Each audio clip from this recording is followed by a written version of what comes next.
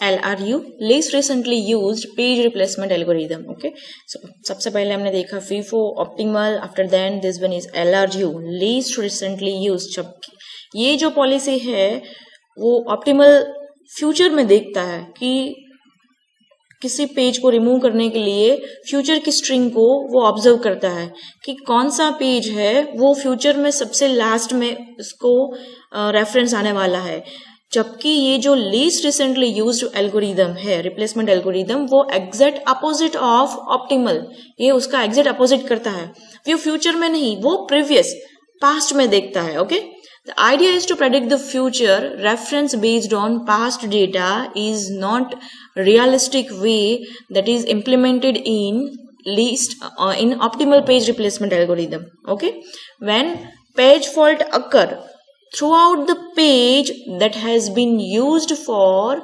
longest time, जिस page का सबसे बहुत टाइम पहले जो यूज हो चुका है उस पेज को सिलेक्ट करना है जब पेज फॉल्ट होता है. सो इस स्ट्रेटेजी को क्या कहते हैं? Least recently used. आप बस यही याद रखिए. ऑप्टिमल में हम कहाँ पर देखते हैं? फ्यूचर में. ओके, आप फ्यूचर के सपने देखते हैं, वो सब आपको अच्छे ही लगते हैं, लेकिन जब आप अपने पास्ट को देखेंगे तब आपको पता चलता है ओके हमारी कैपेसिटी इतनी ही है.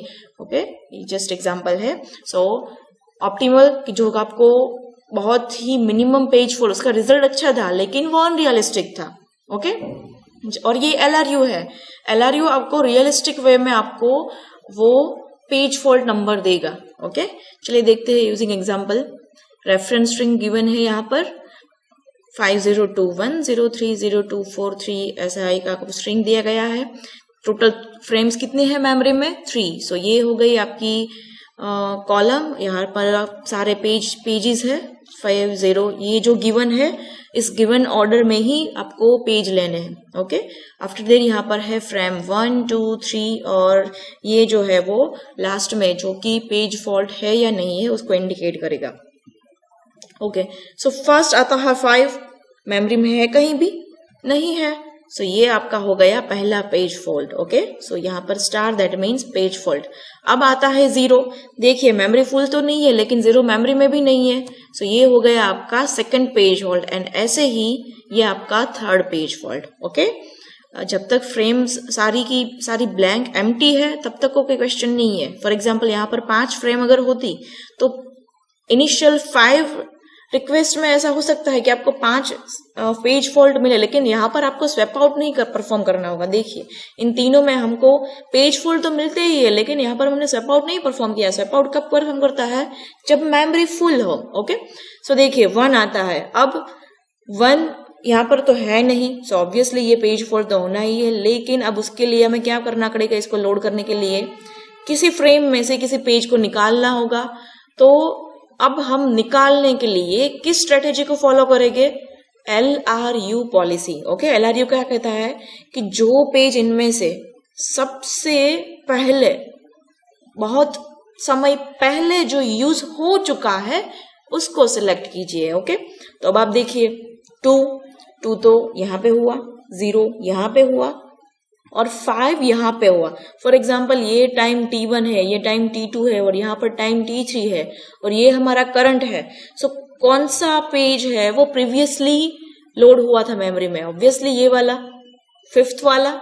ओके, सो 5th को निकाल कर वहां पर 1 को लोड किया जाएगा. तो ये हो गया हमारा page fault. Okay, page fault.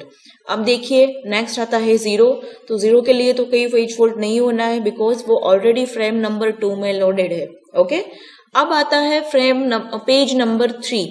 अब पेज नंबर 3 आता है तो अगेन हमें चेक करना होगा कि ये 102 है, इनमें से कौन सा ऐसा पेज है जो यहाँ पर सबसे लास्ट में रिफर हुआ था. तो देखिए 1 यहाँ पे होता है, 0 यहाँ पे होता है और ये जो 2 है वो 2 सबसे लास्ट में होता है. ओके, सो 2 को स्वैप आउट करके मैंने वहां पर 3 को लोड कर दिया.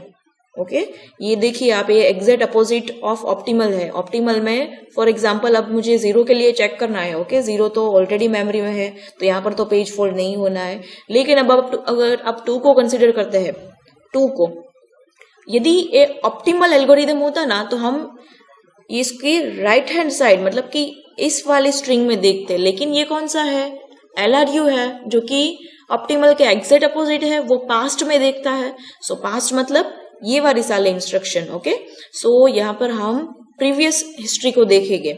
ओके, सो 2 को हमें स्वैप इन करना है, लेकिन उसके पहले हमें किसी पेज को सिलेक्ट करना होगा स्वैप आउट के लिए। ओके, सो 1 0 एंड 3, तो देखिए 0 तो यहाँ पर है, 3 यहाँ पर है, लेकिन ये जो 1 है वो वहां यहाँ पर है।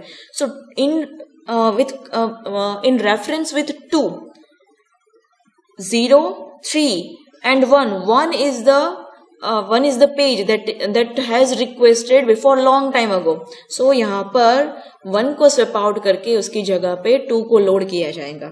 ओके, आफ्टर दैट देखिए कौन सी पेज आती है, 4। सो 2 को तो अभी लोड किया, 0 यहाँ पर है और 3 है वो इन तीनों में से सबसे ओल्डेस्ट है। सो 4 है वो किसकी जगह लेगा, 3 की जगह। देखिए तो ये सारे पेज फॉल्ट काउंट होते जा रहे हैं। अब कौन से पेज की बारी आती है, पेज नंबर 3। ओके, तो देखिए 4 तो अभी अभी हुआ, 2 अभी अभी हुआ, 0 है वो सबसे ओल्डेस्ट वन है, बिकॉज ये हमारे पास 2 है, 4 है और 0। सो with reference to 3, 0 is the oldest one. So यहाँ पर देखिए 0 के स्थान पर उसकी जगह पर पेज 3 को लोड कर दिया गया, 0 को स्वैप आउट में परफॉर्म कर दिया। अब आता है 0। अब आप देखिए यहाँ पर क्या होता है, जिस पेज को मैं सिलेक्ट कर रही हूँ ना, वही पेज की नेक्स्ट रिक्वेस्ट आ रही है, और ये जो है वो क्या करता है, वो तो पास्ट के डेटा को देख कर करता है। ऐसा लगभग दूसरी बार हुआ है यहाँ पर। ओके, सो ये आपको ध्यान रखना होगा, ये जस्ट आपको समझना होगा, इसमें ध्यान रखने वाला कुछ है नहीं, क्योंकि जब भी आपको न्यूमेरिकल में पूछा जाता है ये ऐसे प्रॉब्लम्स, तो आपको तो जस्ट स्ट्रेटेजी फॉलो करके number of page fault he count करने हैं। ओके, चलिए देखते हैं, आगे बढ़ते हैं। पेज 0। ओके, पेज 0, तो यहाँ पर देखिए 3 2 एंड 4। सो पेज 0 के लिए 3 तो अभी अभी आया है, 4 उसके बाद, और उसके बाद आता है 2। ओके, सो 2 के जगह पर पेज 0 को लोड किया गया और ये हमारा पेज फोल्ड हो गया। अब आता है 3, जो कि ऑलरेडी मेमोरी में है, सो इसीलिए वो पेज फॉल्ट में कंसीडर नहीं होगा। ओके, अब आता है 2। अब आप देखिए यहाँ पर 2 है, सो 0 3 एंड 4, ये हमारे पास 3 पेज है। अब देखिए 2 के लेफ्ट हैंड साइड आपको देखना है, उसके पास्ट में देखना है। Okay, so left hand side में देखिए 3 तो अभी अभी है, 0 भी अभी अभी है, और ये जो 4 वाली रिक्वेस्ट है वो सबसे पुरानी थी। सो 4 को स्वैप आउट करके वहां पर 2 को लोड कर दिया। ओके, अब आता है पेज नंबर 1। पेज नंबर 1 में 2 तो अभी अभी आया है, 3 नेक्स्ट है, और यहाँ पर जो 0 है वो सबसे पुरानी रिक्वेस्ट है। सो 0 को स्वैप आउट करके वहां पर स्वैप प्रोसेस 1 को लोड कर दिया। ओके, अब आता है 3, जो कि ऑलरेडी हमारे पास है, सो यहाँ पर पेज फॉल्ट नहीं होगा। After that 0। ओके, चलिए 0 को हम प्रोसेस करते हैं।